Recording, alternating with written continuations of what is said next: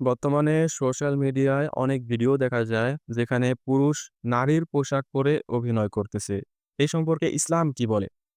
এই অপোজিট জেন্ডারের পোশাক পরা সম্পর্কে গুরুত্বপূর্ণ ২ টা হাদিস আছে।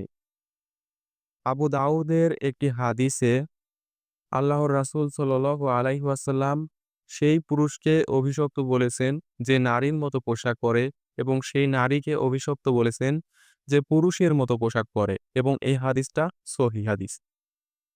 সহিহ বুখারীর আরেকটি হাদিসে আল্লাহর রাসূল সাল্লাল্লাহু আলাইহি ওয়াসাল্লাম তাদেরকে অভিশপ্ত বলেছেন, যারা পুরুষ হয়েও নারীর মতো আচরণ করে এবং যারা নারী হয়েও পুরুষের মতো আচরণ করে।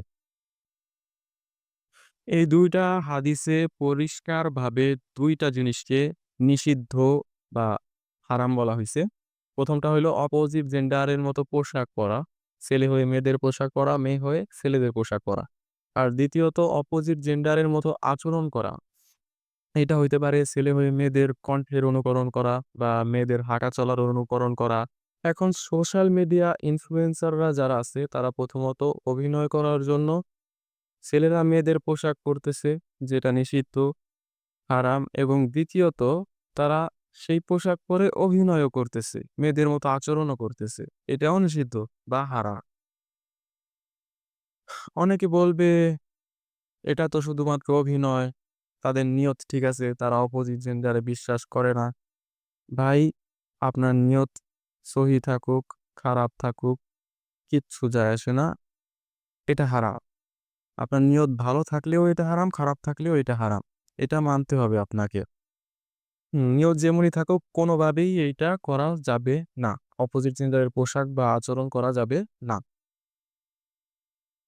আপনার নিয়ত ভালো থাকলে আপনি আপনার ভিডিও অন্যভাবে বানাইতে পারেন। অন্য হুম, ভাবে লোকের কাছে আপনার মেসেজ পৌঁছায় দিতে পারবেন। এর গভীরতা বোঝানোর জন্য বলতেছি। অপোজিট জেন্ডারের পোশাক পরার গভীরতা বোঝানোর জন্য তোমাকে বলতেছি যে, তুমি যদি তোমার স্ত্রীর সাথে কোনো প্রাইভেট কক্ষে থাকো, সেইখানেও অপোজিট জেন্ডারের পোশাক পরা হারাম। তুমি যে মজা করে তোমার স্ত্রীর হিজাবটা পরবা সেটা নিষেধ। এখন এই সোশ্যাল মিডিয়া ইনফ্লুয়েন্সাররা এই জিনিসটাই পাবলিকালি করতেছে। যেইটা স্ত্রীর সাথে গোপন কক্ষে করা হারাম, সেটা তারা পাবলিকালি করতেছে। এর ভয়াবহতা তোমাদের বুঝতে হবে।